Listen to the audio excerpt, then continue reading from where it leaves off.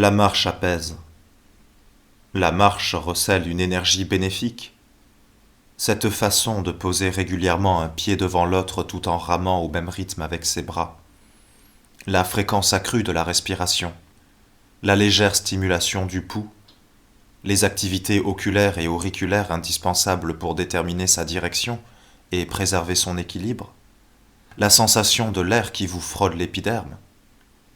Autant de phénomènes qui, d'une manière tout à fait irrésistible, rameutent et rattachent le corps à l'esprit, et font que l'âme, si étiolée et estropiée qu'elle soit, prend de l'ampleur et grandit.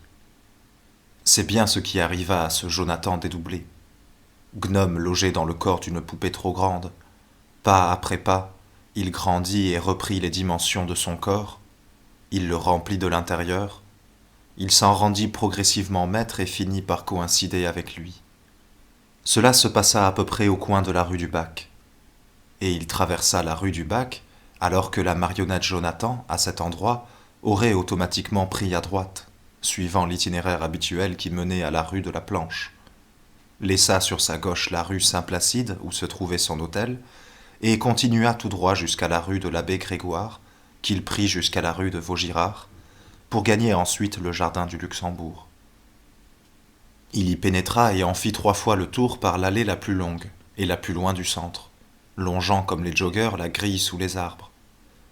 Puis il piqua au sud et rejoignit le boulevard du Montparnasse, puis le cimetière du même nom, dont il fit le tour 1 fois, 2 fois, continuant ensuite vers l'ouest en direction du 15e arrondissement, qu'il traversa tout entier jusqu'à la Seine, pour remonter alors le quai vers le nord-est et se retrouver dans le 7e, puis dans le 6e arrondissement, et continuant toujours, ces soirées d'été n'en finissent pas, arriver de nouveau au Luxembourg.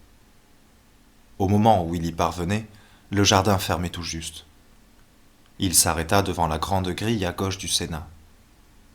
Il pouvait être 9 heures environ, mais il faisait encore presque grand jour.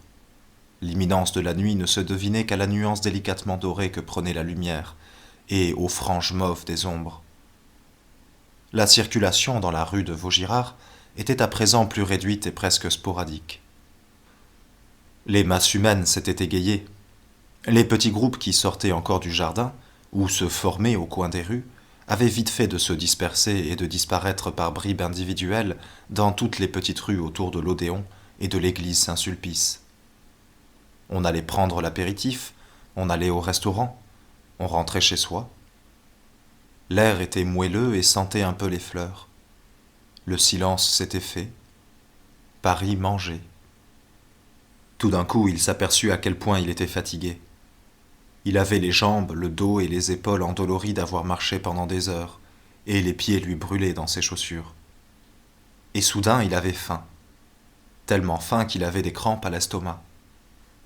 Il avait envie d'un potage, d'une salade avec du pain blanc bien frais et d'un morceau de viande. Il connaissait un restaurant tout près, dans la rue des Canettes, où l'on avait tout cela au menu à 47 francs, service compris. Mais il ne pouvait tout de même pas y aller dans l'état où il était, tout en sueur et sentant mauvais, et avec un pantalon déchiré. Il prit la direction de son hôtel. Sur son chemin, rue d'Assas, il y avait une épicerie tenue par des Tunisiens. Elle était encore ouverte. Il s'acheta une boîte de sardines à l'huile, un petit fromage de chèvre, une poire, une bouteille de vin rouge et un pain arabe.